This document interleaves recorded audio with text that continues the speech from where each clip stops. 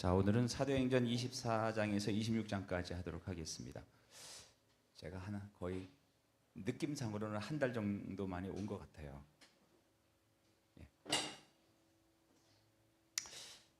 그동안 까먹었을 것 같아서 약간 복습을 하면은 21장에는 이제 3차 전도 여행을 마치고 이제 예루살렘으로 돌아가는 과정을 그리고 있습니다. 그러다가 이제 예루살렘에 와서 이제 그러니까 디아스포라 유대인들은 그러니까 외국에 살다가 예루살렘에 들어오면은 이제 정결 의식을 했대요. 정결 의식을 할 때 유대인들에게 붙잡히죠.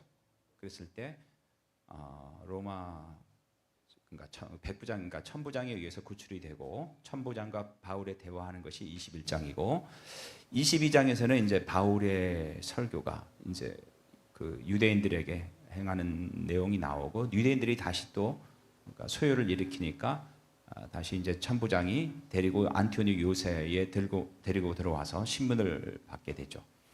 그 다음에 바울을 죽이려는 예루살렘 유대인들의 음모가 이제 발각이 돼서 바울의 조카가 이제 그것을 듣고 알려주죠. 그래서 그 천부장이 예루살렘에서 가이사랴로 몰래 밤에 이제 이동을 시키죠.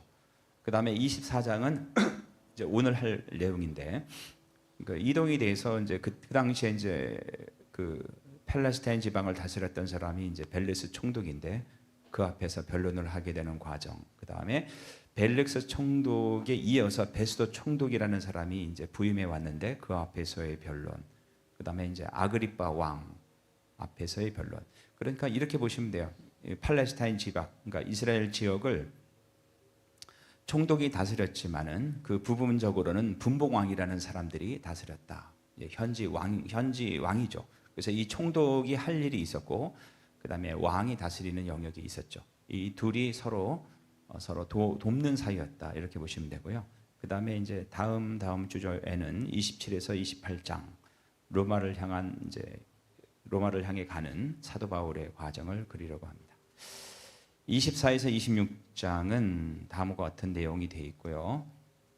그 다음에 24장은 유대인 종교 지도자들의 변호인 더돌로를 통한 고소, 바울의 자기 변론, 총독의 재판 유예 결정, 총독 부부에게 복음을 증거하는 바울. 로마 총독 앞에서 바울의 재판이 시작되었다. 이 재판이 진행되는 순서와 절차는 당시 로마 재판 양식을 그대로 따르고 있다. 이 같은 재판은 공개적으로 진행되었으며 누구든지 참관할 수 있었다. 그래서 이 사도행전을 보면 이해가 안 가는 게 그러니까 사도 바울이 한 2, 3년 정도 사역했던 내용들은 사도행전에서 굉장히 한두 구절로 간단하게 막 넘어가요. 실제로는 사도 바울이 굉장히 많이 사역을 했음에도 불구하고 또 반면에 다른 복음서에서는 그러니까 그 서신서에서는 잘 안 나오는 내용, 이 내용에 대해서는 굉장히 자세하게 다루고 있죠. 21장, 22장, 23장, 24장 이렇게 쭉. 그 이유는 뭐냐면은 이 사도행전이 쓰여지기 전에 바울 서신이 먼저 쓰여졌고 그 다음에 이제 사도행전이 쓰여졌는데 이 사도행전을 누가가 썼단 말이에요. 그러니까 누가가 보니까 이미 자기가 쓰려고 사도행전을 보니까 이미 바울 서신에서 이미 다 쓰여진 내용들은 간단하게 넘어가고 바울 서신에 없는 내용들을 굉장히 자세히 쓰고 있는 거죠. 그래서 이 재판이 공개적으로 진행되었기 때문에 누가가 여기에 참석할 수가 있었고 이 내용들을 굉장히 자세히 기록할 수 있었다. 24장 1절 5일 뒤에 대제사장 아나니아가 장로 몇 사람과 더돌로라고 하는 법률가를 데리고 가이사랴에 왔습니다. 그러니까 쉽게 말하면 변호사죠. 왜냐하면 지금 재판에 참여를 하려면은 그러니까 총독 앞에 서니까 총독은 로마 사람이란 말이에요. 로마 말을 할 줄 알아야 되고 또 반면에 그 유대인들의 문화나 종교를 잘 알 수 있는 사람을 데리고 갔죠. 그들이 온 것은 총독에게 바울을 고소하기 위해서였습니다. 더돌로는 대제사장 아나니아가 소송을 맡아 달라고 부탁한 언변이 좋은 헬라파 유대인이었을 것이다. 그는 유대교에 익숙하고 로마 사람들의 정서도 잘 아는 사람이었을 것이다. 유대교 지도자들이 변호사를 동반한 것은 자신들이 불리하다는 것을 알았기 때문이다. 고소를 했지만은 자신의 증거가 거의 없단 말이에요. 그러니까 이런 변호사를 고용했다. 2절 바울이 안으로 불려 들어가자 도돌로가 고소하기 시작했습니다. 이제 여기서부터는 이제 고소한 내용인들인데 이 내용이 실제로 로마 사람들이 고소할 때 이런 형식으로 고소를 했대요. 벨리스 각하, 우리는 각하 덕분에 오랫동안 평화를 누려왔으며, 바로 죄를 지목하는 것이 아니라 이 재판장에 약간 칭송하는 그런 말을 먼저 했다는 거죠. 각하의 지혜로운 일 처리로 우리나라의 잘못된 일들이 많이 고쳐졌습니다. 사실 실제로는 벨릭스가 총독으로 있을 때 많은 소요가 있었고 평화가 별로 없었대요. 그래서 나중에는 이제 벨릭스가 로마로 소환이 되죠. 그럼에도 불구하고 이제 입에 발리는 아첨의 말을 하는 거죠. 벨릭스라는 사람은 이제 마르쿠스 안토니우스 펠릭스라는 게 본명이에요.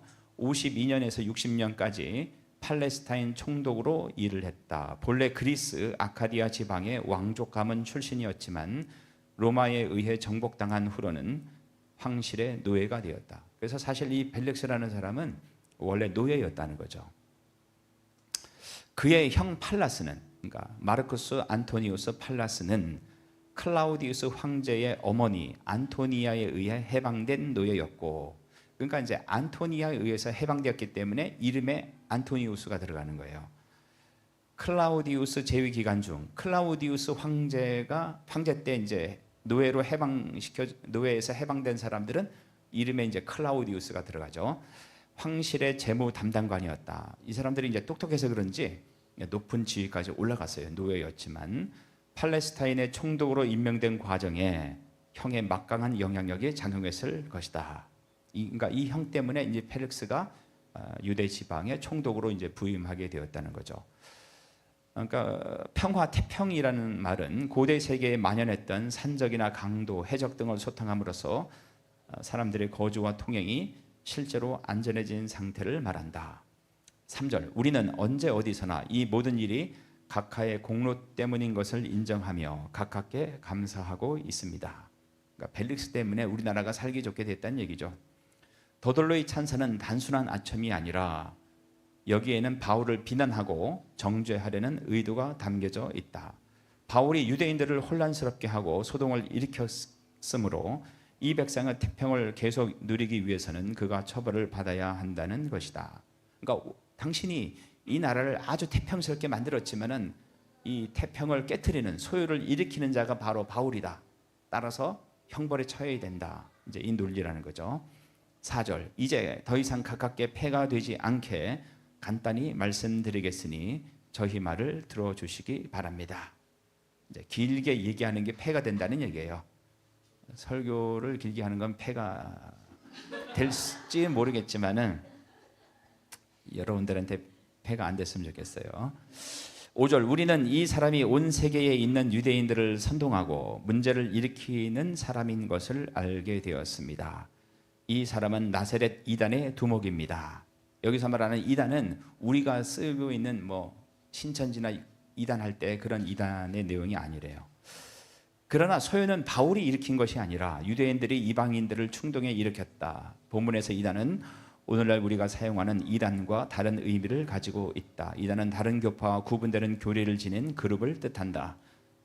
사도계파가 아니라 사두계파, 바리새파, 기독교에 모두 사용되는 가치 중립적인 단어이다. 그래서 사실 초기 기독교는 유대교 안에 있었다, 이렇게 이해하시면 돼요. 심지어는 그가 성전까지 더럽히려고 하여 우리가 그를 붙잡았습니다. 유대인들이 바울에 대해 내세울 수 있는 가장 큰 죄목은 성전을 침해했다는 것이다. 왜 성전을 침해했다는 말을 자꾸 이렇게 물건드려지냐면은 로마 사람들이 공회에, 여기 이제 공회라는 것은 사내들인 공회를 말하죠. 성전을 침해한 사람을 처형할 수 있는 권한을 주었기 때문이다. 그러니까 아무런 법적인 능력이 없는데, 법을 행사할 수 있는 능력이 없는데 성전에 침해한 사람들은, 그러니까 사형에 처할 수 있는 권한을 유대인들에게 줬다는 거죠. 로마 사람들이 유대인들에게 허락한 유일한 사형 권한이었단 말이야. 그래서 사도 바울에게 성전을 침해했다는 죄목을 씌우려 했다는 거죠. 24장 7절은 개역 성경에 보면 없음이라고 되어 있어요. 여러분 성경에 없음이라고 되어 있습니까? 있어요? 없음이죠. 근데 이제 없음이라고 돼 있는데 다른 번역본을 보면은 그래서 우리의 율법대로 뭐 이런 내용이 쭉 나와요. 근데 성경 원문에는 없는 거예요. 그러면 이게 왜 없다라는 말이 나왔는가를 우리가 좀 간단하게 살펴볼 필요가 있어요. 성경이 여기만 없는 게 아니라 다른 데도 없음 많죠. 오늘날 우리가 쓰는 것과 같은 장절 구분법은 뭐 몇 장 몇 절, 원래 성경 원문에는 이 몇 장 몇 절이 없다는 거죠. 근데 이제 그렇게 읽다 보니까 막 어디까지 읽었는지 표시하기도 어렵고 복잡하잖아요. 그래서 스테파누스라는 사람이 1551년에 이제 성경을 출판을 했어요. 그리스 성경을.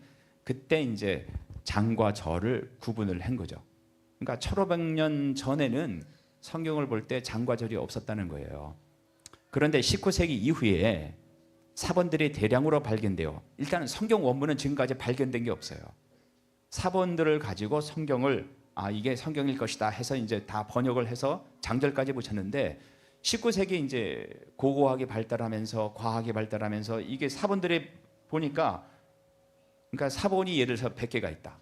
그럼 100개는 다 이 구절에는 없는 거예요. 근데 이것만 있다는 거죠.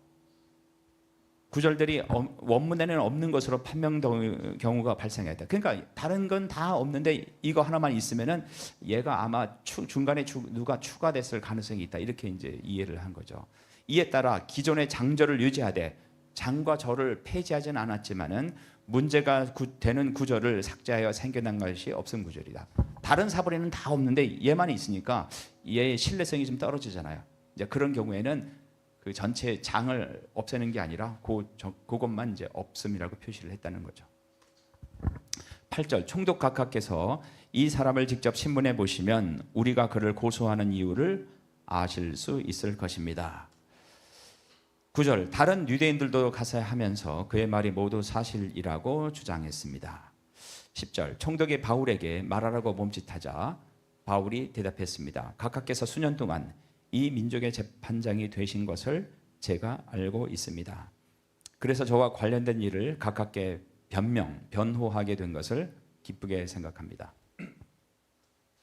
벨릭스는 주후 52년에 유대 총독으로 부임했다. 그러니까 52년서부터 60년까지 유대를 다스렸다는 거예요.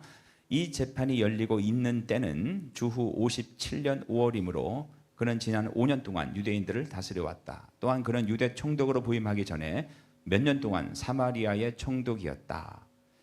8에서 9년 동안 이 지역에 있으면서 유대인과 유대교에 대해 상당히 많은 지식을 가지고 있었다. 이 벨릭스라는 사람이 기독교뿐만 아니라 유대교에도 깊은 조예가 있었다는 거예요. 또한 아내 드루실라는 이 사람이 부인이에요. 되게 젊은데 아그리빠 1세의 딸로서 아그리빠 왕 있잖아요. 벌레 먹여 죽은 사람. 이 딸로서 이 지역에서 태어났다. 드루실라는 그러니까 이제 쉽게 말하면 유대인이죠. 드루실라는 벨릭스에 대해 유대교와 유대인에 대해 많은 정보를 주었다. 그런 점에서 벨릭스 총독은 이 재판에 대한 적임자로서의 자질을 갖추고 있었다. 유대교도 잘 알고 유대인들에 대한 문화도 잘 알고 새로 생긴 기독교에 대해서도 잘 알고 예수에 대한 소문도 들었고 그렇기 때문에 이제 이 재판을 공정하게 내릴 수 있는 자질을 가졌다는 거죠. 11절 제가 예루살렘에 예배드리러 올라간 것은 3차 전도 여행을 마치고 예루살렘에 예배드리러 올라간 것은 12일밖에 되지 않습니다. 이것은 각하께서 조사해 보시면 금방 아실 수 있을 겁니다. 12일은 바울이 예루살렘에 도착한 날부터 군인들의 호의를 받아 가이사랴에 도착한 날까지라는 거죠. 가서 결례를 받다가 뭐 이렇게 붙잡혀 죽을 뻔하고 천부장에 의해서 구출이 되고 그다음에 가이사랴로 호송이 되고 이 전체 기간이 12일밖에 되지 않는다. 바울이 이렇게 짧은 기간을 강조하는 것은 그 기간 동안 대대적인 민중 봉기나 소요를 일으키는 것이 현실적으로 불가능함을 지적하기 위해서다. 내가 뭐 사람들을 동원해서 소요를 일으키거나 그런 게 아니다. 이 짧은 기간에 어떻게 할 수 있겠는가? 또한 바울은 더들로가 자신을 가리켜 세계 곳곳에 있는 유대인들을 소욕해 하는 전염병 같은 자라고 한 것에 대해 아무런 반박도 하지 않는다. 왜냐하면 벨렉스는 유대 총독으로 자기가 다스리는 지역에서 일어난 일에 대해서만 판결할 수 있기 때문이다. 그래서 그런 거는 얘기를 안 했다는 거죠. 12절 그리고 저를 고소하는 사람들은 제가 성전들에서나 누구와 논쟁한 것이나 회당에서나 도시 안에서나 사람들을 선동한 것을 본 적이 없습니다. 고소는 했지만은 물증이 없다는 거죠. 그리고 이들이 지금 저를 고소하고 있지만 총독 가깝게 그 내용에 대한 증거는 제시하지 못하고 있습니다. 그러나 저는 가깝게 이 사실을 고백합니다. 저는 유대인들이 소위 이단이라고 말하는 예수의 도를 따르는 사람으로서 우리 조상의 하나님을 섬기며 모세의 율법과 예언자들의 책에 적힌 것도 다 믿는다는 사실입니다. 구약 성경을 부인한 적이 없다. 그대로 다 믿는다. 바울은 그가 따르는 도는 기독교를 말하는 거죠. 유대교와 전혀 다른 혹은 전혀 새로운 신을 믿는 것이 아니라고 말한다. 기독교가 제시하는 새 소망은 옛 언약에 바탕을 두었기 때문이다. 그래서 지금 제가 사도행전도 강의하고 앞으로는 이제 바울 서신도 할 거고 그다음에 사복음서도 할 거예요. 다 한 다음에 제일 마지막으로 어디로 돌아가야 되냐면 다시 구약으로 돌아가야죠. 왜? 신약은 구약에 바탕을 두고 있기 때문에. 그래서 더 깊은 하나님의 말씀을 이해하기 위해서는 우리가 구약을 공부해야죠. 15절 저는 이 사람들이 간직하고 있는 것과 똑같이 하나님께 대한 소망을 가지고 있습니다. 어떤 소망을 가지고 있는가? 그것은 의로운 사람이든 불의한 사람이든 모든 사람이 다시 부활하리라는 소망입니다. 15절에 의인과 악인의 부활이라는 표현은 신약에서 유일하게 여기에만 등장한다. 신약 성경에서 부활과 관련해 가장 많이 등장하는 문구는 죽은 자의 부활이다. 사실 이 말과 저 말은 사실은 같은 내용이죠. 그죠? 근데 의와 악인의 부활이라는 표현은 지금 본문에서만 나온다는 거예요. 바울이 여기서 의인과 악인이 부활할 것을 언급하는 의도는 예수님의 부활이 유대교의 신앙의 뿌리인 부활에 대한 역사적인 기초를 두었다는 것을 밝히기 위함이다. 사실 유대교의 뿌리도 구약 성경이 말하는 것도 죽은 자의 부활을 가리키고 있다는 거죠. 바울과 유대인의 공통점은 둘 다 의인과 악인의 부활에 대한 소망을 갖고 있다는 것이다. 그러나 근본적인 차이점이 있다면 바울은 예수님의 부활에서 부활의 근거와 진정한 의미를 찾고 있으나 유대인들은 예수님의 부활 자체를 부인한다는 것이다. 부활은 다 인정을 하지만은 차이점이 있다면은 예수님의 부활을 인정하느냐 인정하지 않느냐 이 차이가 있다는 거죠. 그래서 부활의 소망을 가지고 있기 때문에 그래서 저는 언제나 하나님과 사람들 앞에서 저의 깨끗한 양심을 간직하려고 힘쓰고 있습니다. 부활의 소망이 있다는 것은 여러분 부활하면은 어떻게 됩니까? 그 다음에 심판이 있단 말이에요. 심판이 있기 때문에 사도 바울은 언제나 하나님과 사람들 앞에서 깨끗한 양심을 간직하려고 노력하고 있다는 거예요. 힘쓰다는 운동선수가 대회를 준비하며 엄격하게 훈련하는 것을 뜻한다. 바울은 부활의 소망을 가지고 하나님과 사람들 앞에서 늘 신실하게 살려고 노력했다는 거죠. 이미 구원을 받아서 영원한 천국이 예약이 되어 있기 때문에 대충 살아도 된다. 이거는 잘못된 복음이라는 거예요. 정상적인 복음을 우리에게 접했다면 정말 최선을 다해서 거룩하게 살려고 노력을 해야 되고 하나님이 우리에게 주신 사명을 완성하려고 최선을 다해야 된다는 얘기죠. 제가 이제 그 몸이 안 좋아갖고 지금 많이 좋아진 상태인데 그래서 왜 안 좋은가 이렇게 보니까 그 한 4, 5년 전에 축구하다가 연골을 크게 다쳐갖고 베트남에서 수술을 했죠. 베트남 의사를 믿었는데 제가 봤을 때는 한국보다는 많이 뒤떨어지는 것 같아요. 근데 이제 수술하고 나서 어떤 문제가 생겼냐면 연골을 왕창 잘라내고 보니까 오른쪽 다리가 짧아졌어요. 그러니까 나중에 좀 지나다 보니까 허리가 아프더라고. 자세가 안 좋으니까. 그래서 지금도 여기가 좀 안 좋긴 해요. 그래서 저는 이제 어떤 음식을 먹어도 소화시키고 몸에 안 좋은 음식을 먹어도 몸이 늘 건강을 유지했던 이유 중에 하나는 항상 운동을 했기 때문에. 근데 이제 그러던 사람이 운동을 안 하니까 살이 찌게 되고 내장 지방이 끼게 되고 대사 이상이 오게 되고 이게 이제 되는 거죠. 그래서 본래 이제 약국에 점심시간에도 손님들이 오니까 그냥 안에서 먹고 그냥 앉아 있어야 돼요. 근데 이러다가 죽겠다 해갖고 점심시간에 문을 닫고 근데 우리 학교 옆에 그 공주의 그 자전거가 있어요. 공짜 자전거. 시에서 운영하는 그거 타고 이제 돌아다녔죠. 돌아다니다가 어떤 미용실에 가서 머리를 잘랐어요. 근데 머리를 잘랐는데 그 미용사가 보니까 이 학교에 오는 아저씨더라고. 미용사가. 근데 그 사람이 이제 처음엔 얘기 안 하더니 두 번째 가니까 막 얘기를 하는 거예요. 그러면서 뭐 왜 자전거 타고 다니냐? 내 무릎이 안 좋아서 걸어오지 않고 그렇게 하니까 자기는 거기 일하면서 하루에 500번 뭐 스쿼트 앉았다 일었다 이걸 한대요. 그걸 나한테 막 알려주더라고.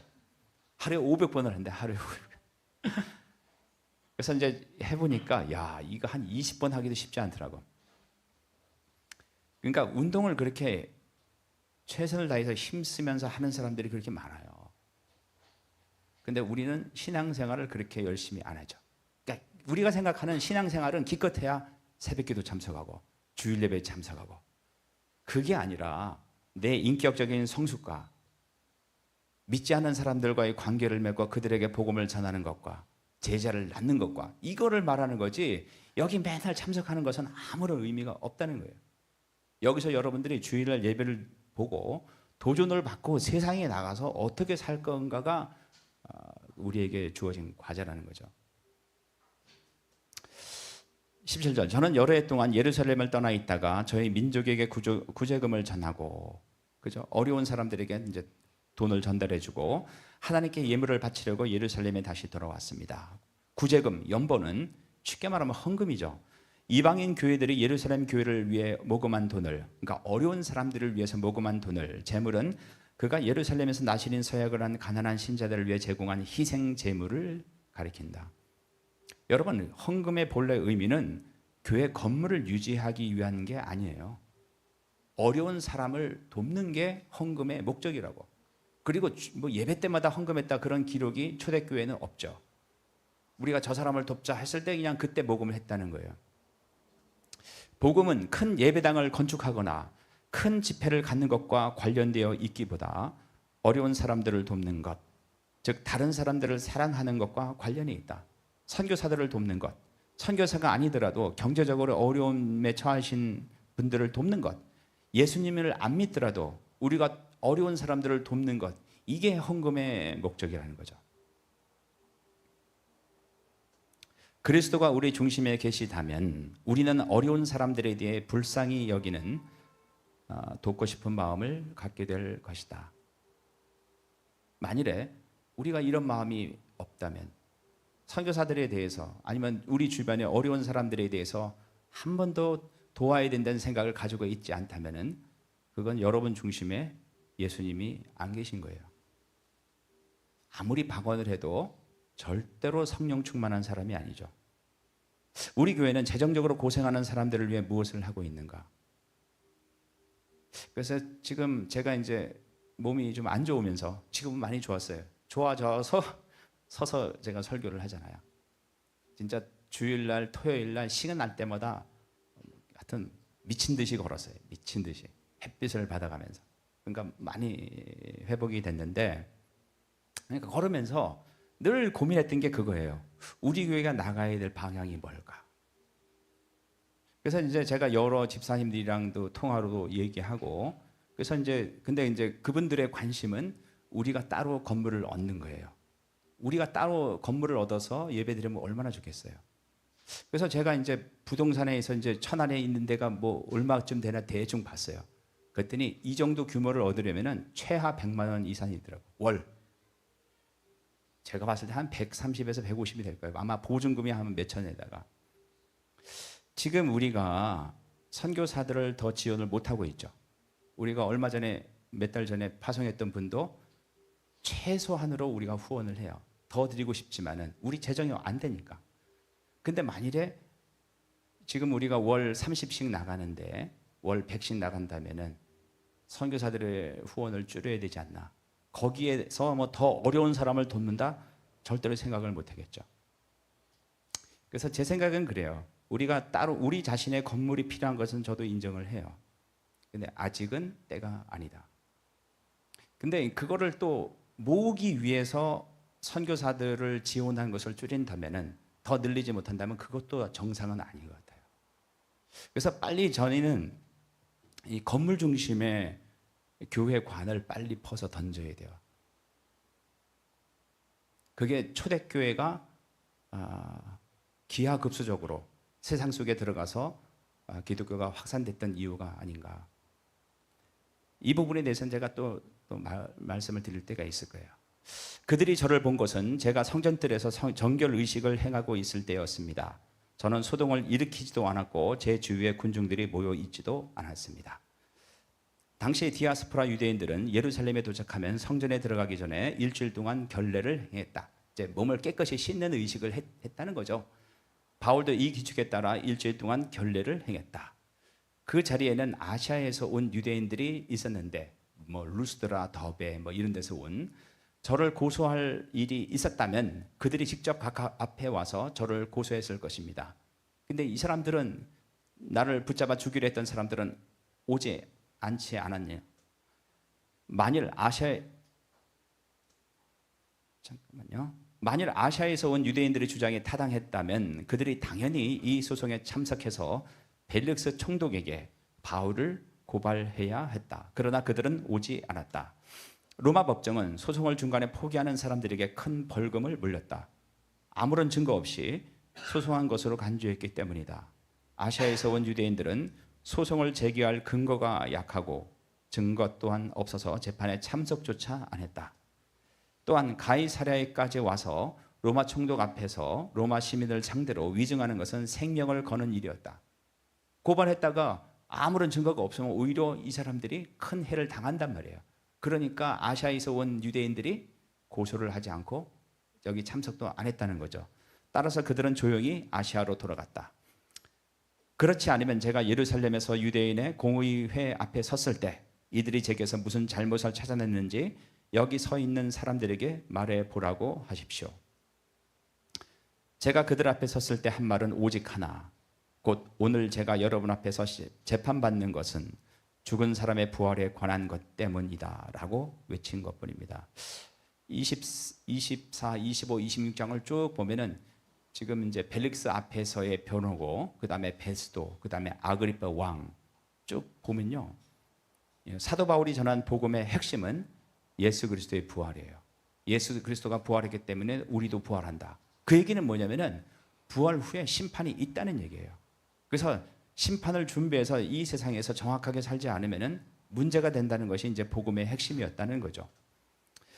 당시에 벨릭스는 이미 예수의 도에 관한 것을 자세히 알고 있었으므로 복음을 알고 있었다는 거죠. 벨릭스는 천부장 루시아가 오면 여러분들이 제기한 고소 문제를 처리하겠소라고 말하고서 재판을 연기했습니다.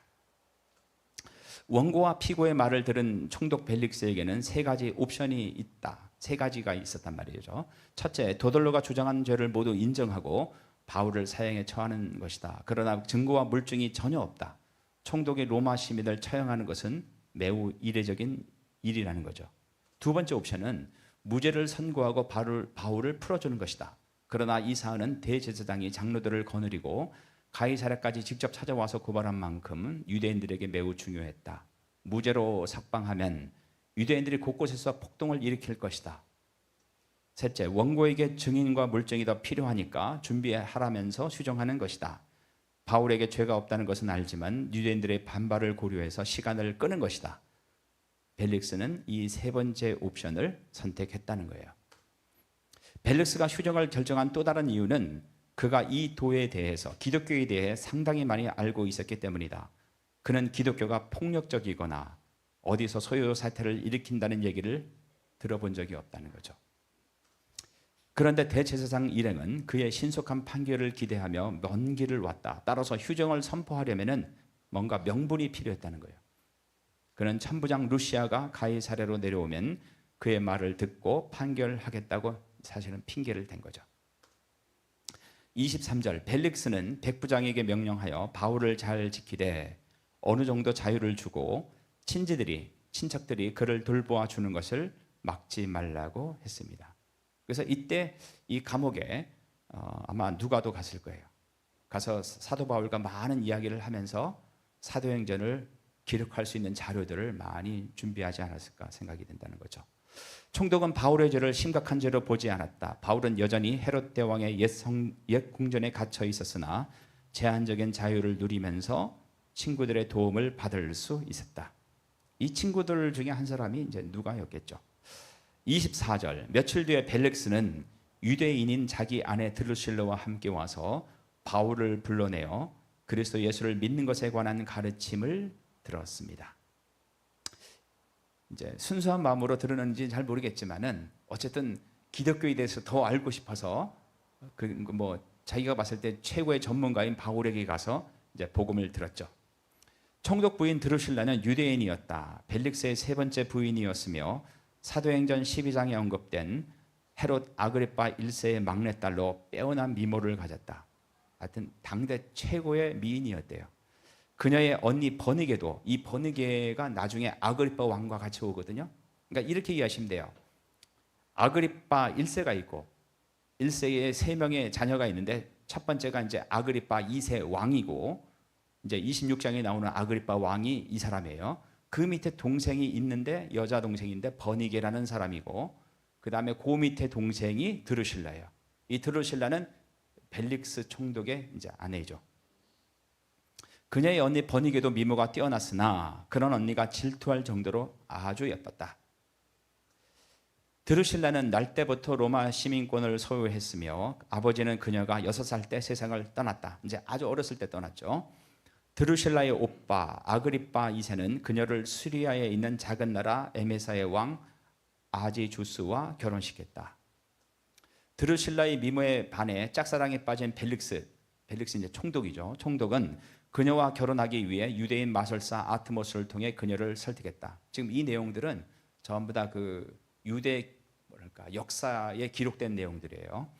당시 행복한 결혼 생활을 누리지 못했던 드루실라는 남편을 버리고 벨릭스와 결혼했다. 그때 그녀의 나이는 16세였다. 벨릭스와 드루실라는 기독교에 대해 상당히 많이 알고 있었지만 그들은 기독교의 우두머리인 바울에게 직접 듣고 싶었다. 그래서 이제 따로 불러서 이제 바울의 얘기를 들었죠.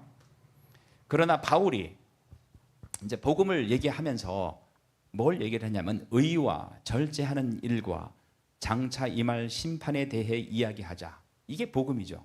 의에 대해서 이야기하고 절제에 대해서 얘기하고 심판에 대해서 얘기하자. 벨릭스는 두려워하며 지금은 그만하고 가시오. 시간이 나면 다시 그들을 부르겠소라고 말했습니다. 사실 복음은 있잖아요. 편안하지 않고 불편해요. 의는 법적인 의로움이 아니라 각 개인의 도덕적인 기준과 책임을 뜻한다. 절제는 욕망으로부터 재물에 대한 욕망, 성적인 욕망 이게 다 포함이 되죠. 자기 자신을 다스리는 것을 뜻한다. 특히 절제는 벨릭스와 드루실라처럼 도덕적으로 문란한 삶을 사는 자들이 반드시 들어야 할 권면이었다. 총독이었고 총독의 부인 앞에서 그대로 그 사람들의 죄를 지적을 하니까 불편하단 말이에요. 불편하니까 이제 나중에 시간 나면 만나자. 심판은 앞에서 바울이 주장한 의인과 악인의 부활에 대해 관련된 내용이다. 그래서 여러분들이 부활하면은 부활 뒤에는 반드시 심판이 있다. 여러분들이 죽어서 천국에 간다 할지라도 그 과정에서 심판이 있다는 거죠. 우리가 이 땅에 살았던 모든 거에 대해서 하나님 앞에서 낱낱이 구할 때가 있다는 거예요. 그래서 나는 그 중간 다 생략해버리고 난 천국에서 영원히 주님과 살 거야. 이 세상 대충 살면은 어떻게 될지 모른다는 얘기예요. 이게 복음이에요. 바울은 불의와 불법을 행한 자들이 장차 받을 심판에 대해 이야기했다. 그러니까 이제 교회 다니는 것으로 이 심판을 면하는 것은 절대로 아니다. 그러니까 다른 사람들의 평판이 중요한 것이 아니라 하나님 앞에서의 삶이 중요하다는 거예요. 제가 늘 얘기하는 게 예배라고 하면은 주일 예배만 예배가 아니라 여러분 일주일 내내 삶이 예배예요. 그리고 하나님이 여러분 각자가 주일날 와서 예배만 드리고 돌아가라. 그런 사명을 준 게 아니죠. 우리 각자가 가정과 사회와 직장에서 주어진 사명이 있다는 거예요. 그 사명을 발견해서 그 사역을 해야 돼요. 우리는 사역을 하면 기껏해야 교회 와서 청소하고 악기 연주하고 찬양하고 차봉사하고 이걸 사역이라고 생각하는데 그거 사역 아닙니다. 전혀 믿지 않는 공동체에 들어가서 그 사람들과 관계를 맺고 그들에게 예수 그리스도의 사랑을 보여주고 그들을 제자로 삼고 그런 공동체를 만드는 게 사역이에요. 교회 다니는 것으로 절대로 이 심판을 면한다고 착각하지 말라는 거죠. 그런 면에서 볼 때 한국교회 성도들은 너무나 제가 봤을 땐 불쌍해요. 다 목사님 설교 들으러 와요. 저쪽 교회가 잘한다면 다 저쪽 교회로 가죠. 그 사람 일생의 신앙생활이 뭡니까? 교회 참석한 것밖에 없어요. 11조 드린 것밖에 없다고. 교회에서 뭐 하라는 거 주일학교 봉사한 거 외에는 없다고. 세상 속에 가서 아무런 영향을 미치지 못하고 단 한 명도 구원하지 못하고 천국에 간다고. 천국에 간다고 제가 얘기할 수 없어요. 저도 이렇게 열심히 걸어 다니면서 어제도 설교 준비해야 되는데 예당 교수진가 가서 하면 삥삥삥 돌고 뭐 산에도 올라갔다 오고 막 그랬어요. 모델이 없을까? 우리 교회에 모델이 없을까? 제가 개인적으로 누구를 이렇게 이름을 거론해서 굉장히 미안하긴 한데 제가 봤을 때는 우리 차상민 선교사랑 노치정 집사님이 모델이에요. 만나는 사람이 있잖아요. 복음을 전하기 위해서 관계를 맺고 어쨌든 만나는 사람이 있잖아요. 여러분 그렇게 의도적으로 만나는 사람이 있습니까? 좀 뭐 창피한 이 얘기는 해도 돼. 여러분들은 뭐 충분히 이해할 것 같아서 저는 사실 살기 위해서 열심히 운동을 하는데 그래서 일주일에 5일 정도 탁구장을 가요. 그러니까 세종은 좋은 게 동사무소마다 다 탁구장이 있어요. 시설이 웬만한 탁구장보다 훨씬 좋아요. 근데 거기 동호회가 있다고. 그래서 동호회를 가입을 했죠. 그래서 막 치다가 이제 사람들끼리 친해졌어요. 그러다가 사람들이 날 부르더라고. 회식하니까 오라고. 그래서 그러니까 한 번 갔다가 지난주인가 한 번 또 갔죠. 그래서 60개 치킨집에서 만났는데 맥주를 다 한 잔씩 하더라고요. 그래서 저도 이제 한 잔을 마셨죠. 근데 문제는 제가 차를 타고 갔다는 거예요. 그래서 김호중처럼 되면 안 되니까 진짜 태어나서 처음 대리를 불러봤어요. 대리를. 취하지도 않았는데 제가 이제 이 얘기를 하는 건 뭐냐면은 저는 그런 소망이 있어요. 그 사람들과 관계를 맺고 언젠가는 복음에 대해서 이야기를 하고 이게 작은 공동체가 됐으면 좋겠다. 그리고 그것이 공동체가 된다면은 그 사람들이 주일날 모이건 토요일날 모이든 상관이 없이 그게 교회란 말이에요. 저는 소망이 있다면은 여러분들이 다 그런 하나의 사역들이 있었으면 좋겠어요. 지금 우리가 순을 짜긴 짰는데 제가 봤을 때는 그냥 의무적으로 모이는 순이에요. 전혀 세상을 변화시키는 역동적인 모임이 아니라고. 만나서 뭐 여러 가지 얘기도 하겠죠. 그런 모임은 10년을 모이면 뭐합니까? 그 모임을 통해서 단 한 명의 믿지 않은 신자가 나올 수가 있는 구조가 아니죠. 그러니까 저는 순이라는 이름도 우리가 바꿔야 된다고 봐요. 셀도 아니고 목장도 아니고. 그래서 제가 생각한 거는 뭐 정한 건 아니에요. 팀이에요, 팀. 목적을 가지고 팀으로 모여서 A팀, B팀, C팀, D팀 모여서 진짜 전도하는 모임을 만들자는 얘기죠.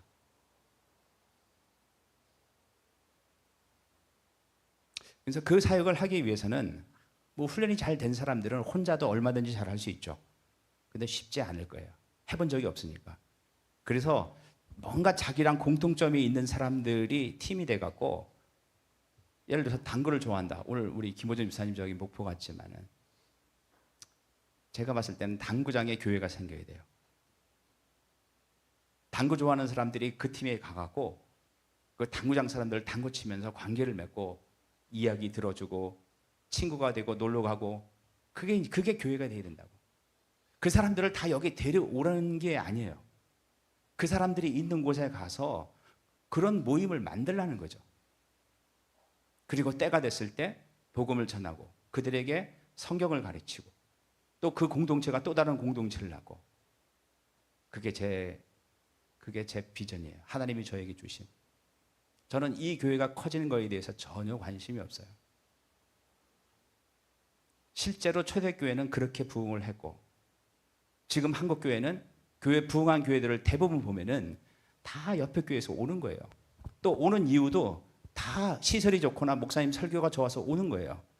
그런 교회 여러분 백날 다녀봐야 하나님 앞에 섰을 때 아무런 할 말이 없을 거예요.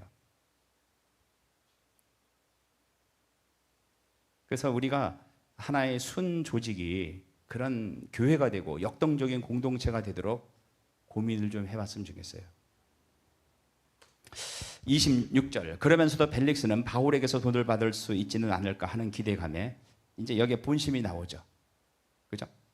너한테 돈 주면은 내가 풀어주겠다. 바울을 자주 불러내어 함께 이야기를 나누었습니다. 여러분, 복음을 아는 것과 복음대로 사는 것과는 굉장한 차이가 있어요. 여러분, 저는 이제 물론 이 설교를 준비하기 위해서 굉장히 많은 시간을 준비를 해요. 여러 책을 읽고. 여러분, 책 읽고 발표해봐서 알겠지만은 책에 쓸데없는 내용 굉장히 많아요. 제가 책 참고 서적을 10권을 보면은 한 권에서 건질까 말까 해요. 그러니까 많은 노력이 들어가는 거죠. 근데 이제 더 중요한 거는 그거 백날 공부해 봐야 삶이 없다면은, 이게 삶 속에서 나타나지 않는다면 그건 전혀 의미가 없는 거라는 거예요. 그래서 이 주일날 예배의 설교를 여러분들이 하나님의 음성을 듣고 하나의 계기로 삼아야지, 여기서 은혜 받는 것이 신앙생활의 다다 절대로 아니에요. 그래서 이 말씀을 듣고 어떤 사역이, 어떤 결과가 나타나느냐, 이게 더 중요하다는 얘기예요. 아까 하던 얘기 조금 더 추가를 하면은, 순 조직을 나중에는 새로 개편할 거예요. 어떤 식으로 개편했으면 좋겠냐면은, 나와 뭔가 성격도 맞고 추구하는 바가 비슷하고 취미도 비슷하고 이런 사람들끼리 모여서 인원이 5명이 넘어가면 별로 안 좋아요. 한 차에 다 탈 수 있는 사람들이 해서 뭔가 사역을 해야 돼요. 그러니까 제가 딱 드는 거는, 노치정 집사님이랑 차상민 선교사의 공통점은 유학생 사역이에요. 이 두 사람 무조건 같은 팀이 되겠다. 그래서 여러분들이 어떤 사역을 해야 될 건가 지금부터 기도하고 준비를 했으면 좋겠고, 나와 어떤 파트너가 누가 됐으면 좋겠는가 생각을 하라고. 그 팬텀 싱어라고 있었나요? 그 노래 있었죠. 거기 보면은 뭐 팀을 만들 때 다 만나잖아. 나 이런 거 하냐, 너 우리 팀 할래 안 할래? 그렇게 해서 둘 셋 이렇게 짝을 지어가는데, 우리도 그랬으면 좋겠어요. 그러면 훨씬 더 그 모임이 역동적이고 선교적이 되지 않을까, 그렇게 생각이 돼요. 2해가 지난 후에, 그러니까 감옥에 갇힌 지 그러니까 2년이 지났어요. 하나님이 바울에게 나타나서, 예수님이 너는 로마에 가서 복음을 전해야 될 것이다, 이렇게 얘기한 지 2년이 지났다는 얘기예요. 보르기오 베스도가 벨릭스의 후임으로 총독이 되었습니다. 그런데 벨릭스는 유대인의 환심을 사려고 바울을 그대로 감옥에 가두어 두었습니다. 당시 가이사랴에서 유대인과 헬라인 사이에 다툼이 벌어졌다. 그들은 서로 가이사랴가 자기 도시라며 다투었다. 벨릭스는 군대를 동원해 그들을 진압했다. 이 과정에서 유대인 여럿을 죽였고 그들의 재산을 몰수했다. 그러자 분노한 유대인 지도자들이 로마에 가서 벨릭스가 유대 통치를 잘못해서 반역이 끊이지 않는다고 했다. 당시 로마 황제였던 네로는 벨릭스를 불러 큰 벌을 내릴 생각이었으나, 그러니까 쉽게 말하면 나라를 잘 다스리지 못했다는 거죠. 황제와 매우 친했던 벨릭스의 친형 팔라스의 개입으로 벌을 받지는 않았다. 그래도 어쨌든 소환을 당했다는 거죠. 이런 상황에서 바울을 풀어주면 유대인들이 폭동이 더 심해질 것이 자명하기 때문에 벨릭스는 바울에게 잘못이 없다는 것을 알았지만 그를 감옥에 두고 떠날 수밖에 없었다. 이제 그러다 보니까 2년 동안 이제 바울이 감옥에 갇혀 있었다는 거죠. 소환당한 벨릭스에 이어 베스도가 주후 59에서 60년에 총독이 되었다. 그는 총독으로 재위하던 중 숨졌으며 주후 62년에 악한 알비누스가 그의 뒤를 이어 총독이 되었다.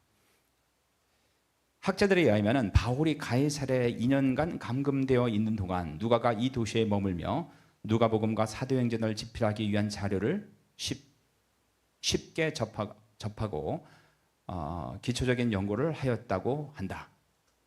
25장. 베스도는 총독으로 부임한 지 3일 뒤에 가이사랴를 떠나 예루살렘으로 올라갔습니다.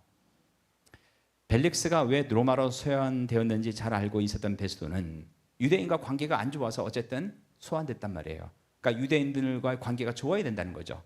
유대인들의 눈치를 보기에 급급했다. 벨릭스가 유대인들의 마음을 얻고자 한 것처럼 베스도도 유대인들의 마음을 얻고자 노력했다. 그래서 총독이었지만은 예루살렘으로 간 거죠.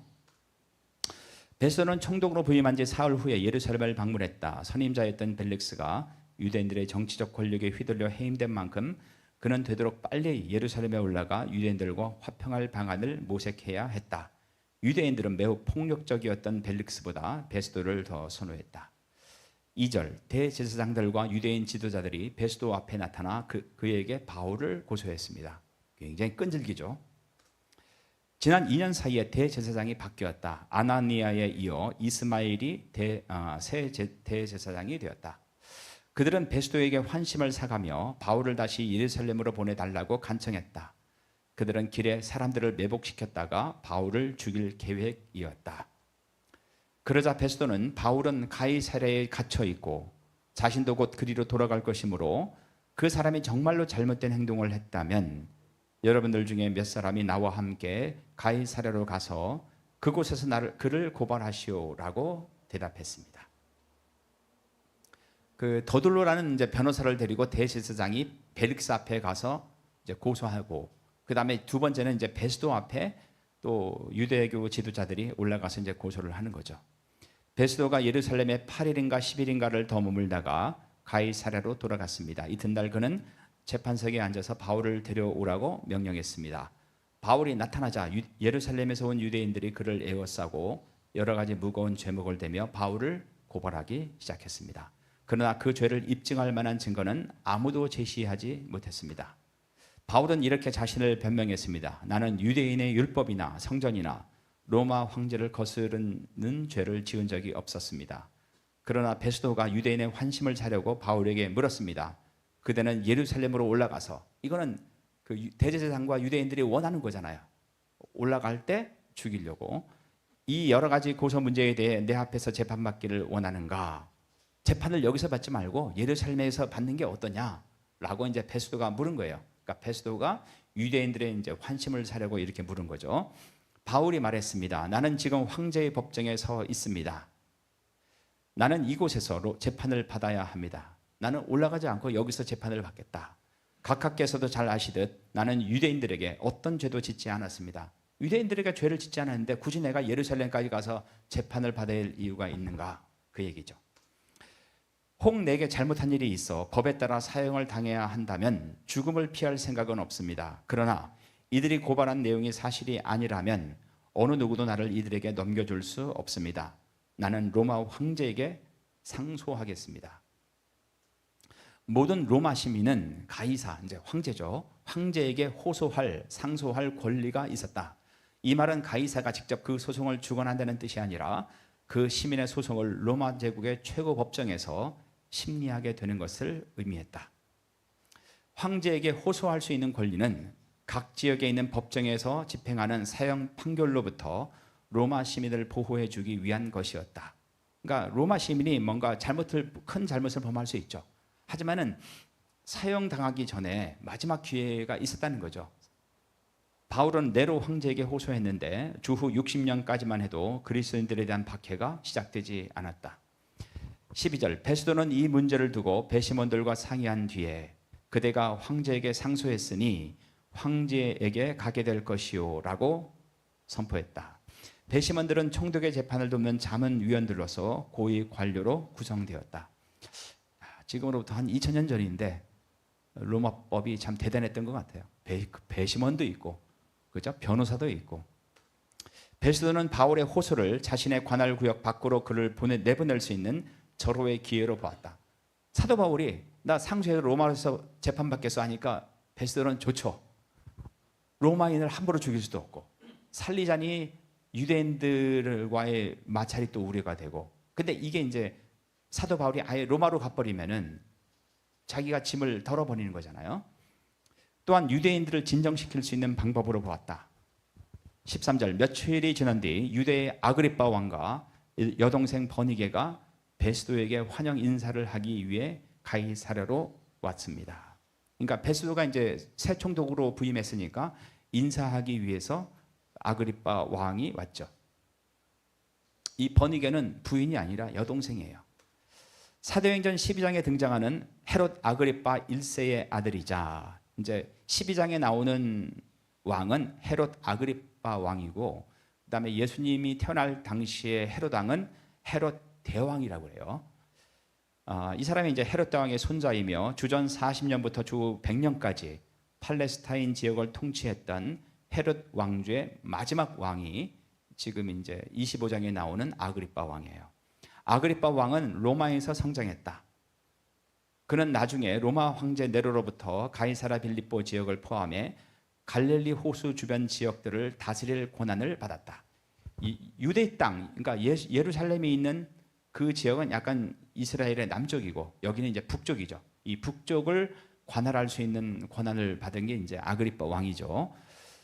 그는 유대를 다스리지 않았지만 로마 사람들은 그에게 성전을 다스리는 권세, 성전의 재정, 성전 관리, 성전 운영과 함께 대제사장을 임명할 권리를 주었다. 굉장히 큰 권리를, 이제 권세를 준 거죠. 그래서 아그리빠 왕이 북부 지역의 작은 왕이었지만은 그 이스라엘에서는 큰 영향력을 발휘하는 사람 중에 하나였다. 그의 피에 유대인의 피가 섞여 있었으며 그가 유대교에 대해 상당한 견해를 가지고 있었기 때문에, 일단 유대인이었기 때문에 많이 알고 있었죠. 로마 총독들은 유대인의 종교적 문제에 대해서 항상 그와 상의하며 조언을 구했다. 아그리빠와 함께 온 버니게는 아까 그 벨릭스의 부인 드루실라의 언니죠. 그의 여동생이며 벨릭스의 아내 드루실라의 언니이다. 버니게는 삼촌 헤롯과 결혼했다가 삼촌과 또 결혼했어요. 그가 주후 48년에 죽자 가이사랴 빌립보에 있는 오빠 아그리빠 왕의 정부가 되어, 되게 이상하죠? 오빠와 여동생이 이제 정부가 됐다는 거죠. 궁에서 같이 살았다. 버니게는 근친상간에 대한 소문을 잠재우기 위해서, 아무래도 소문이 날 거 아니에요. 야, 그러니까 여동생이 오빠랑 같이 산다, 이런 소문이 나니까 길리기아의 폴레몬 왕과 주후 63년에 결혼했지만 얼마 지나지 않아 이혼했다. 버니게는 베스파시안 황제의 아들 티투스, 이 티투스가 이스라엘 성전을, 예루살렘 성전을 완전히 없앤 그 로마의 군인 장군이었죠. 티투스가 유대인들의 반란을 제압하기 위해 가나안으로 원정 왔을 때 그의 정부가 되었다. 언니인 그러니까 드루실라보다, 동생인 드루실라보다 훨씬 더 문란한 생활을 했던 사람이죠. 하지만 티투스는 나중에 이제 왕이 돼요. 황제가 로마의 황제로 취임할 때 유대인에 대한 로마인들의 반감을 의식해서 그녀를 버렸다. 아그리빠가 바울을 만날 당시 아그리빠는 32세, 버니게는 31세, 바울은 60세 정도 되었다. 14절 그들이 가이사랴에서 여러 날을 머물게 되어 베스도는 아그리빠 왕과 바울 사건을 논의하였습니다. 베스도가 말했습니다. 이곳에 벨릭스가 옥에 가두어 둔 사람이 한 사람 있습니다. 헤롯 왕조와 로마 총독들 간의 관계는 항상 끈끈했다. 두 통치자들은 각자의 권세를 지니고 있었다. 대개 총독은 군사력에 대한 권세, 헤롯 왕조는 성전과 제사장인데 제사상이라고 됐네요. 제사장 제도에 대한 권세를 가지고 있었다. 유대인들은 로마 총독들과 불경건한 헤롯 가문에 대해 상당히 회의적인 시각을 가지고 있었다. 15절 내가 예루살렘에 갔더니 대제사장들과 장로들이 그 사람을 고소하면서 그에게 유죄 판결을 내려달라고 요구했습니다. 그러나 나는 어떤 사람이 고소를 당했을 때 그 사람을 고소한 사람과 마주하게 해서 고소한 것에 대해 변명할 기회를 주지 않고 그들에게 넘겨주는 것은 로마의 관습에, 로마의 법에 어긋난다고 말해 주었습니다. 그래서 유대인들이 나를 따라 이곳 가이사랴로 왔습니다. 나는 시간을 끌지 않고 그 이튿날 재판을 소집하고 재판석에 앉아서 그 사람을 불러오게 했습니다. 유대인들이 일어나 그를 고발하며 죄목을 들어 놓았지만 내가 예상했던 것만큼 악한 죄는 없었습니다. 그들이 바울과 논쟁을 한 것은 간단히 말해서 그들의 종교에 관한 것과 예수라는 어떤 죽은 자에 관한 것이었습니다. 바울은 그가 예수님이 살아있다고 주장합니다. 나는 이와 같은 문제를 어떻게 조사할지 몰라 망설이다가 바울에게 예루살렘으로 가서 이 문제에 대해 재판받기를 원하느냐고 물어보았습니다. 그러나 바울이 황제에게 판결을 받을 때까지 그대로 갇혀 있겠다고 해서 나는 바울을 로마에 계시는 황제에게 보낼 때까지 그를 가두어 두라고 명령했습니다. 그러자 아그리빠가 베스도에게 나도 그 사람의 말을 듣고 싶소라고 말했습니다. 베스도는 내일 그의 말을 들을 수 있게 하겠습니다라고 대답했습니다. 이튿날 아그리빠와 버니게는 화려한 행렬을 갖추고 군대 지휘관들과 그 도시의 유지들과 함께 재판정에 나타났습니다. 베스도가 명령하자 바울이 끌려 나왔습니다. 그때 베스도가 말했습니다. 아그리빠 왕 전하, 그리고 이 자리에 함께 하신 여러분, 이 사람을 보십시오.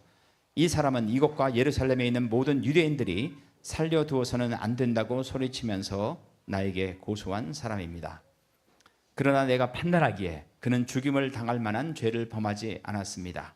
그런데 그가 황제에게 상소하였으므로 그를 로마로 보내기로 결정했습니다. 여기까지는 그 앞에 있는 내용을 이제 반복하는 것과 마찬가지죠. 하지만 이 사람에 관해서 이제 황제에게 보내야 되는데 황제께서 보낼 만한 자료가 내게는 없습니다. 죄목이 없잖아요. 그래서 이 사람을 여러분 앞에 특별히 아그리빠 왕 앞에 불러낸 것입니다.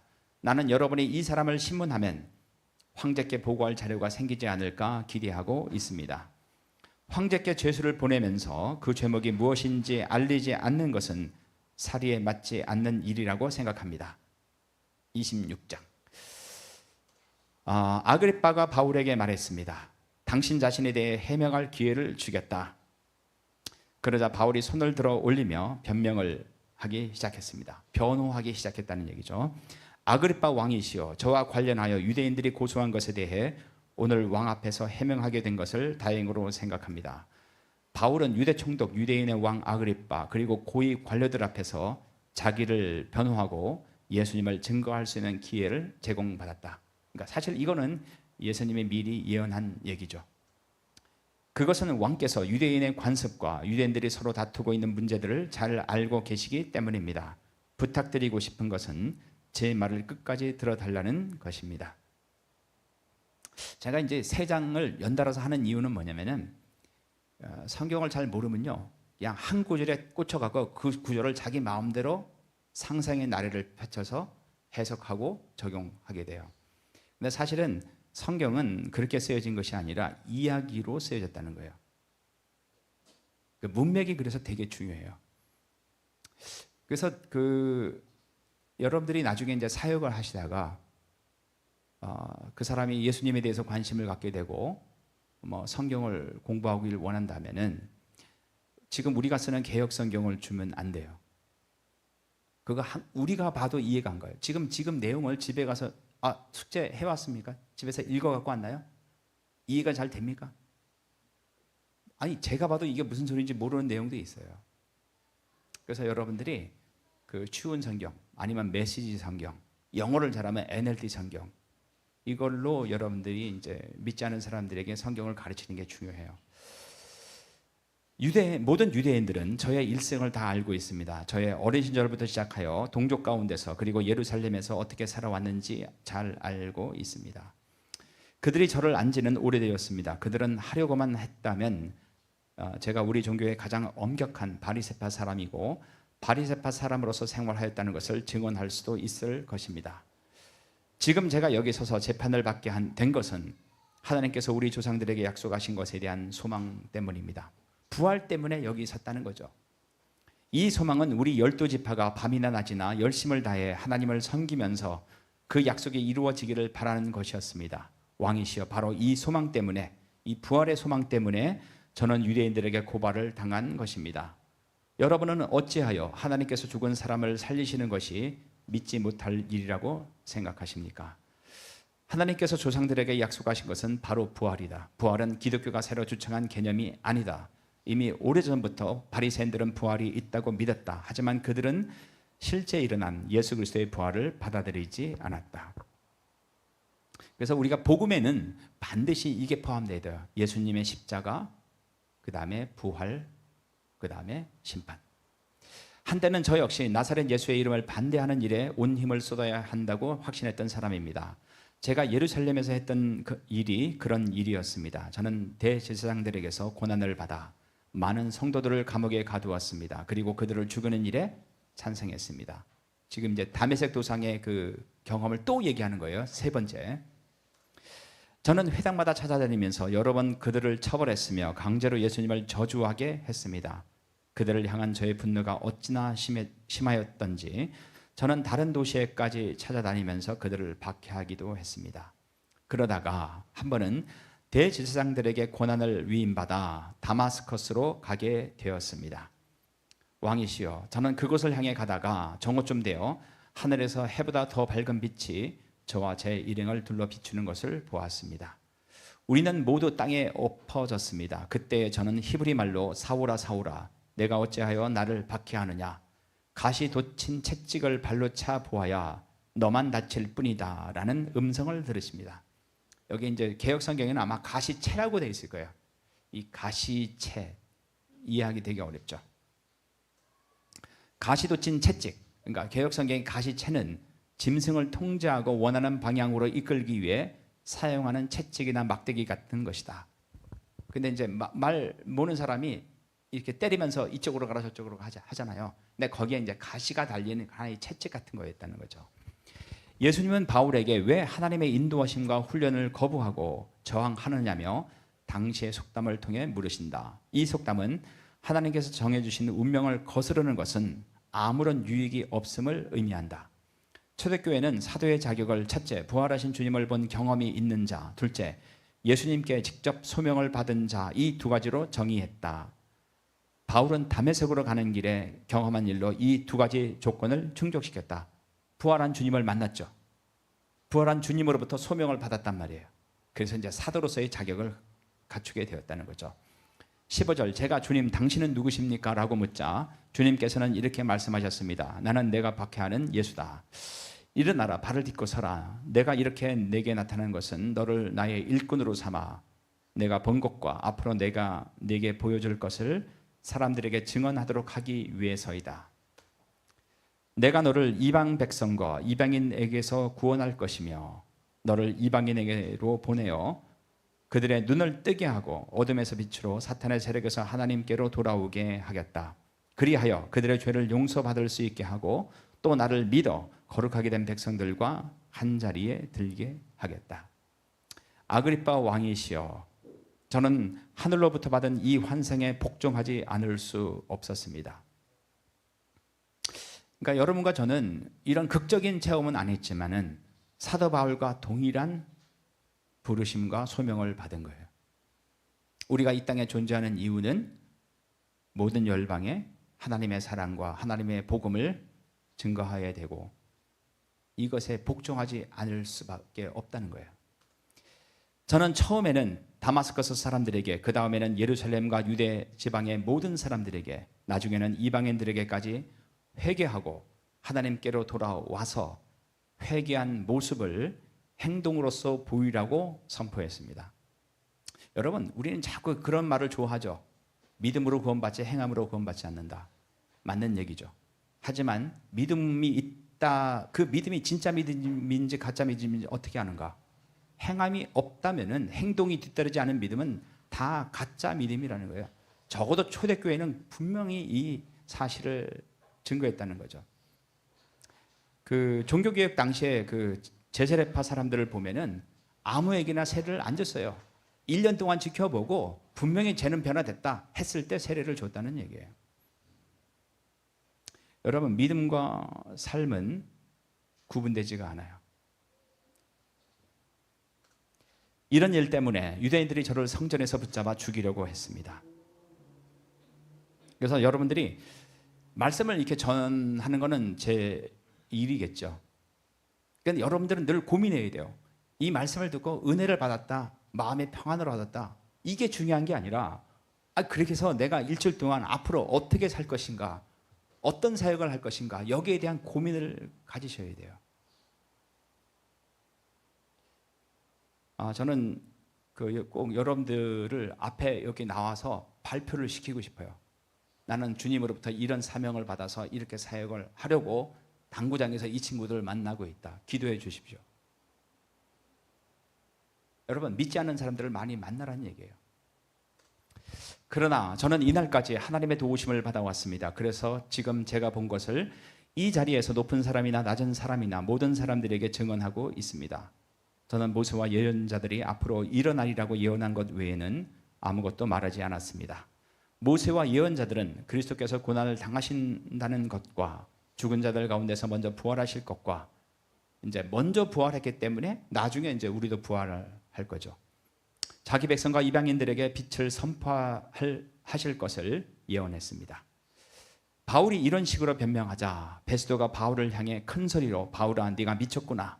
너의 많은 학식 때문에 내가 미쳐버렸다라고 말했습니다. 그러나 바울은 이렇게 대답했습니다. 베스도 각하, 저는 미치지 않았습니다. 제가 들은 말은 다 사실입니다. 전부 맑은 정신으로 하는 말입니다. 신앙은 감정이나 무슨 황홀경에 빠지는 게 절대로 아니에요. 여러분 성령 충만하다면은 더 이성이 활발하게 움직여서 정확하게 말을 할 수 있어야 되죠. 아그리빠 왕이 이 사실을 알고 계시므로 제가 거리낌 없이 말씀드릴 수 있었던 것입니다. 이 일은 어느 한 구석에서 일어난 일이 아니기 때문에 어느 하나도 왕이 모르실 리가 없다고 저는 확신합니다. 하나님 나라 운동은 한쪽 구석에서 살고 있는 몇 사람의 사사로운 체험이 아니다. 여러분 개인적으로 살아오면서 체험이 있을 거예요. 주님을 만난 기도하다가 어떤 경험이 있을 거예요. 근데 그게 사사로운 개인적인 체험이 아니라는 거죠. 사도 바울의 체험은 세계 한가운데서 벌어진 문명적 사건이다. 사도 바울뿐만 아니라 우리도 마찬가지라는 얘기예요. 기독교의 공공성은 역사이고 실체이다. 복음은 절대로 나 자신만을 위한 복음이 절대로 아니라는 거예요. 내가 이 세상 건강하고 사업이 잘 되고 편안히 잘 살다가 죽어서 천국 간다. 이거는 가짜 복음이란 말이에요.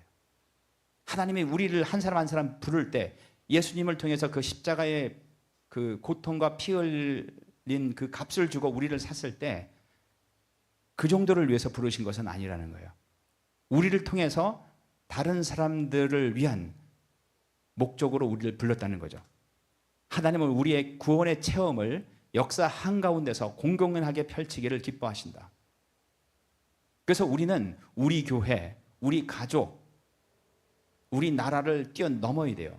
그거 안 나오면 절대로 주님이 원하시는 제재가 될 수가 없어요.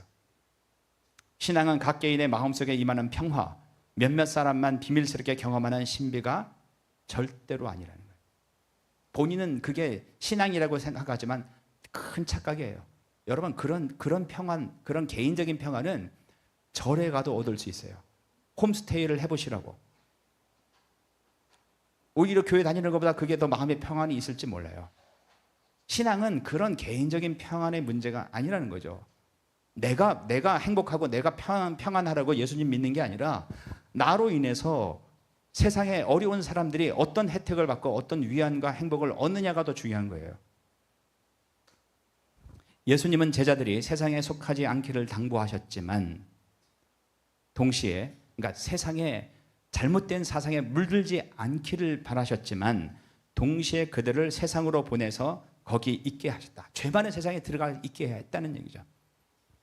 제가 늘 말씀드렸던 교회는 선교적 교회예요. 여러분 선교적 교회가 뭡니까? 예배당을 잘 만들어 놓고 사람들을 오라는 게 아니에요. 우리가 그들 속에 들어가야 된단 말이에요. 우리는 주일날 모이고 있지만은 이게 우리 교회의 지극히 한 부분이에요. 정말 중요한 부분은 여러분들이 팀이 돼서 세상 속에 들어가야 돼요. 그럼 어디로 들어갈 것인가 찾아야죠. 저는 탁구장을 찾고 약국에 오는 유학생들을 찾고 이렇게 만나고 있는 거예요 지금.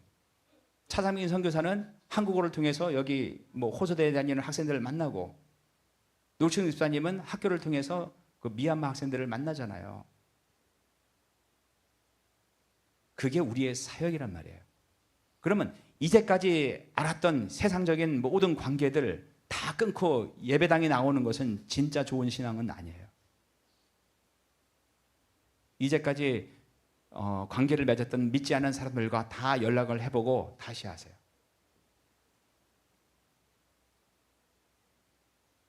세상에서는 재미가 없는데 예배당 이렇게 와서는 마음이 편하고 여기가 천국이다 라고 생각하는 것은 주님이 우리를 부르신 목적과 전혀 달라요. 신앙을, 복음을 개인의 이익을 위한 수단으로 삼아서는 안 되는 것처럼 복음은 절대로 나 자신만을 위한 복음은 아니에요. 나 자신만을 위한 복음이 되려면 내가 죽어야 되죠. 우리 교회, 우리 지역, 우리 나라의 이익만을 추구하는 것이 기독교인의 목표가 되어서는 안 된다. 신자의 시선은 늘 세상 끝을 바라보아야 한다. 우리가 땅끝까지 나아가든지 아니면 땅끝에서 온 자들에 대해서 관심을 갖든지. 여러분, 유학생 사역 제가 다 안 봐도 뻔해요. 여러분, 10명을 만나면요 1명 남기가 어려워요. 여러분, 제가 베트남에서 가르치는 학생들이 수천 명이에요. 그럼 그 중에서 제자가 몇 명 남았을 것 같아요? 손에 꼽는다고. 이 밑빠진 독에 물붓기 같아요. 그래도 그 한 사람을 통해서 하나님의 그 나라를 변화시킬 거예요. 그거 하나 믿고 하는 거예요. 저는 솔직하게 얘기해서 우리나라에는 좋은 교회도 많고 좋은 목사님도 많아요. 이미 교회 잘 다니는 사람들이 굳이 우리 교회에 올 필요가 없어요. 우리가 또 큰 교회가 많은데 굳이 우리 교회까지 커져야 될 이유도 없어. 우리는 철저하게 세상에서 온, 안 믿는 지역에서 온, 땅끝에서 온 자들에 대해서 관심을 가져야 돼요. 걔네들이 우리 교회 재정이랑 인원에 전혀 도움이 안 돼요. 근데 그게 진짜 우리 하나님이 우리에게 주신 사명이란 얘기예요.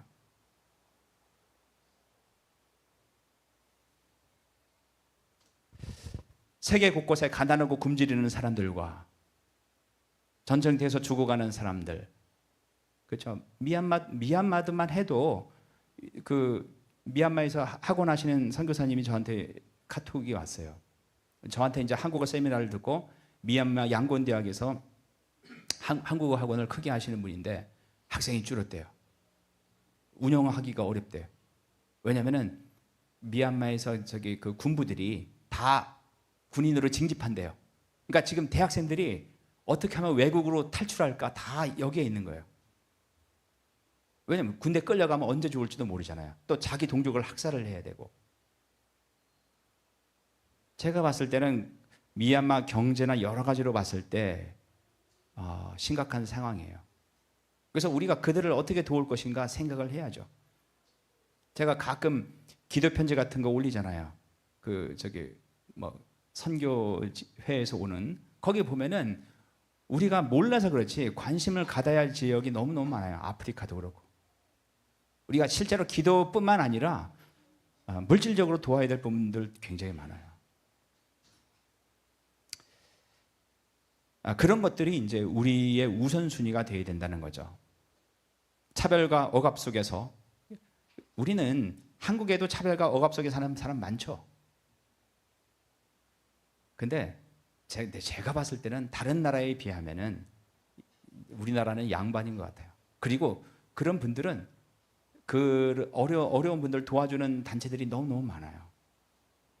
선교와 함께 우리의 기도 제목과 관심과 사역의 중심이 되어야 된다. 그래서 여러분들이 신문을 보거나 텔레비전을 보거나 선교사를 통해서 어떤 기도 제목을 접했을 때 자꾸 우리가 아이디어를 내야 돼요.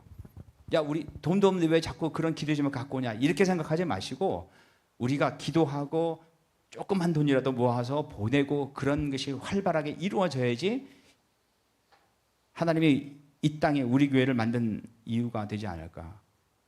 아그리빠 왕이시여 예언자들의 말을 믿으십니까? 믿으시는 줄을 압니다. 바울이 아그리빠에게 선지자의 말을 믿느냐고 물은 것은 선지자들이 남긴 선지서들이 예수 그리스도의 죽음과 부활을 예언하고 있기 때문이다. 그러자 아그리빠 왕이 바울에게 말했습니다. 그토록 짧은 시간에 나를 설득하여 그리스도인이 되게 할 수 있다고 생각하는가? 선지자들의 예언과 바울이 선포하는 그리스도의 죽음과 부활 사이에는 대립하거나 모순되는 것이 없었다. 따라서 마음속으로는 바울의 말이 전혀 문제될 것이 없다고 확신했을 것이다. 하지만 그는 유대인들을 다스리는 왕이었다. 그러므로 바울의 편을 드는 말로 유대인들의 반발을 살 수 없었다. 그는 심경을 솔직하게 고백할 수 없는 자리에 있었다. 바울이 대답했습니다. 짧은 시간이든 긴 시간이든 왕뿐 아니라 지금 제 말을 듣고 있는 모든 사람들이 이렇게 결박된 것 말고는 저처럼 되기를 하나님께 기도합니다. 그러자 아그리빠 왕과 베스도 총독과 버니게를 비롯해서 그들과 함께 앉아있던 사람들이 다 일어났습니다. 그들은 그 방을 나갔습니다. 그들은 서로 이야기하면서 복음을 받아들이진 않았지만은 이 사람은 사형을 당하거나 감옥에 갇힐 만한 일은 하나도 하지 않았다라고 말했습니다. 아그리빠는 베스도에게 이 사람이 황제에게 상소하지 않았다면 지금 석방될 수도 있었을 텐데라고 말했습니다. 이제 교훈. 첫 번째, 하나님이 우리의 삶을 주관하시고 인도하신다면 불행한 일도 기회가 된다. 여러분, 감옥에 갇히는 것은 불행한 일이죠. 또 사형 선고가 떨어져서 죽을 수도 있는 거고. 하지만 그 과정을 통해서 고위직들에게 리더들에게 복음을 증거할 수가 있었고 또 안전하게 로마까지 갈 수가 있었죠. 우리가 살다 보면 아플 수도 있고 뭐 재정적으로 어려움을 당할 수도 있는데 너무 아쉬워하지 마시고 오히려 그것이 기회가 돼요. 제가 운동도 안 하고 뭐 맨날 앉아 있고 식이요법도 안 하고 하다 보니까 컨디션이 너무 안 좋아서 머리가 잘 안 들어간단 말이에요. 그래서 혈당을 딱 체크해 보니까 당뇨 직전이에요. 공부를 쭉 해보니까 혈당이 올라갈수록 치매 확률이 막 어마어마하게 늘어나더라고. 아, 혈당을 조절을 해야 되겠다. 그래서 옛날에 배웠던 것, 뭐 옛날 지식이니까 다시 공부해서요. 다시 공부하니까 어떤 좋은 점이 있냐면 저희 학교에 당뇨 환자들이 되게 많이 와요. 아무런 도움도 안 줬어요. 기껏해야 이거 뭐 언제 먹으라 이거밖에 안 했는데 하나 식이요법부터 다 설명하니까 그리고 이 사람들이 제 말 듣고 좋아지니까 사실은 제가 약간 안 좋아진 게 복이 된 거죠. 그리고 그 당뇨 환자들을 제가 이해하게 됐어요. 그리고 이제 당뇨약도 다시 공부해 보니까 요즘 당뇨약들은 너무 좋아요. 그러니까 노화 예방까지 돼요. 물론 이제 약만 먹어서는 절대로 좋아지지 않지만은 덕분에 이제 다이어트나 이런 부분까지도 이해하게 됐어요. 그래서 혹시 여러분들 삶 속에서 좀 안 좋은 일이 있다 하더라도 하나님이 주신 좋은 기회다고 생각했으면 좋겠고요. 그 다음에 두 번째, 지식만으로는 충분치 않다. 아그리빠 왕, 그 다음에 벨릭스 총독, 다 기독교에 대해서 복음에 대해서 다 알죠. 하지만은 믿지는 않았죠. 변화된 삶, 충성, 헌신의 수준까지 나가야 된다. 우리 삶이 변화되어야 되고 정말 죽도록 충성해야 되고. 여러분, 교회에 충성하는 거 아니에요. 교회에서 막 열심히 청소하고 그 충성 아니에요. 하나님 앞에서 충성해야지. 그럼 믿지 않는 사람들을 섬기고 사랑하고 그들의 이야기를 들어주는 게 주님께 충성하는 거지, 교회에서 뭐 봉사하는 거 그건 충성 아니에요. 그래서 어떤 면에서는 우리가 CCC 건물을 빌려 쓰는 게 정말 감사하다. 왜? 본질에 가까워질 수 있으니까. 여러분, 건물 커봐요. 우리가 더군다나 땅 사서 크게 졌다고 생각해봐. 그럼 맨날 와서 여러분 청소해야 되고 그게 주님께 충성하는 거라고 착각을 한다고. 우리의 사역은 믿지 않는 사람들을 대상으로 하는 거예요. 믿지 않는 사람들 식사하고 대접하고 그게 주님께 충성하는 거예요. 그리고 그 중에서 한 명이라도 예수님을 믿는다면 여러분 천국에서 큰 상급을 받을 거예요. 복음은 윤리와 상관없지 않다. 복음은 편안함을 주는 메시지가 아니다. 책임을 요구한다. 우리가 안 믿는 사람들에게 최선을 다해서 사랑을 주지만은 복음은 타협하면 안 돼요. 성경에 좋은 구절만 다 얘기하고 너 복 받는다 다 얘기하고 헌신이라는 말을 다 빼고 그리고 나중에 헌신하고 충성하고 그러면은 천국에서 상급만 받는다. 그거 안 해도 천국은 갈 수 있다. 이거 잘못된 복음이래 돼요. 그래서 믿지 않고 믿고 받아들이고 안 받아들이고는 그건 성령께서 하시는 일이기 때문에 있는 그대로 해야 돼요. 그래서 있는 그대로 복음을 전할 때 듣는 사람 입장에서는 굉장히 불편하죠. 그래서 어느 정도 관계가 형성이 되기 전까지는 가능하면 복음을 천천히 전하는 게 좋다는 거죠. 야, 하나님의 약속이 실현되는 데에는 시간이 걸린다. 그렇죠. 로마로 가게 될 것이다 했지만 사실 2년 동안 감옥에 갇혀 있었죠. 따라서 기다림, 인내가 필요하다. 불안처적 걱정은 믿음이 없다는 증거다. 저는 그런 믿음은 있어요. 우리가 정말 선교적인 교회로서 나아간다면 하나님은 나중에 반드시 우리가 어떤 일을 감당할 수 있는 걸 주실 것이다. 저는 그게 뭔지 모르겠어요. 근데 그때까지 참고 기다리면서 최선을 다해서 살아야 돼요. 증오는 하나님 앞에서 치명적인 죄가 된다. 대제사장, 유대인 지도자들, 그 사도 바울을 향한 끊임없는 증오가 있었죠. 성령의 지배하에 있는 자는 증오의 감정에 휘둘리지 않는다. 교회에서 누구를 미워하거나 절대로 그래서는 안 된다는 거예요. 유대교 지도자들처럼 추하게 되지 말자. 설령 만일에 사도 바울이 이단이라 하더라도 하나님께 맡겨야죠. 어떻게든지 인간적으로 죽이려고 하고 그런 것들은 성경적이지 못하다. 그래서 다음 시간에는 27장, 28장을 하고 그 다음에는 이제 갈라디아서를 가야 되는데 갈라디아서 가기 전에 몇 가지 주제 설교를 하고 갈 생각이에요. 제가 다시 한번 부탁드리고는 우리 교회가 추구하는 것은 선교적인 교회예요. 선교적인 교회니까 여러분들이 세상에서 믿지 않은 사람들과 좋은 관계 속에서 어떻게 하나님의 사랑을 증거할 것인가, 그들을 이야기를 들어주고 그들에게 위로가 되고 그들이 복음에 대해서 관심을 가질 수 있게 어떻게 살 것인가, 그리고 그것을 혼자 감당하기엔 너무 힘드니까 그것이 순위 되어야 된다는 얘기예요. 그래서 인위적으로 우리가 뭐 순을 정했지만은 나중에는 여러분들과 팀이, 그러니까 뭔가 사역 방향이나 성격이나 모든 게 맞는 사람들끼리 다시 재조정했으면 좋겠어요. 그래서 그런 것들을 좀 생각하는 6월이 됐으면 좋겠습니다. 기도하겠습니다. 하나님 아버지, 예수님을 아는 것과 믿는 것과 또 예수님의 삶을 따라 사는 것이 다르다는 것을 우리가 알았습니다. 진정한 믿음은 우리의 삶이 뒷받침되고 예수님이 걸어가신 그 희생의 길을 따라 걷는 것임을 다시 한번 생각해 봅니다. 우리가 사도 바울이 로마로 가서 복음을 증거해야 되는 사명을 받았지만은 2년 동안 감옥에 갇혀 있던 것처럼 우리에게도 어쩌면 기다림의 시간이 필요한지도 모릅니다. 순간순간 주님께서 함께하여 주시고 우리 교회를 향한 큰 뜻을 우리가 알지는 못하지만은 하나씩 말씀을 통해서 깨닫게 해주신 것들에 대해서 저희가 받아들이고 순종할 수 있도록 도와주시옵소서. 예수님의 이름으로 기도했습니다. 아멘.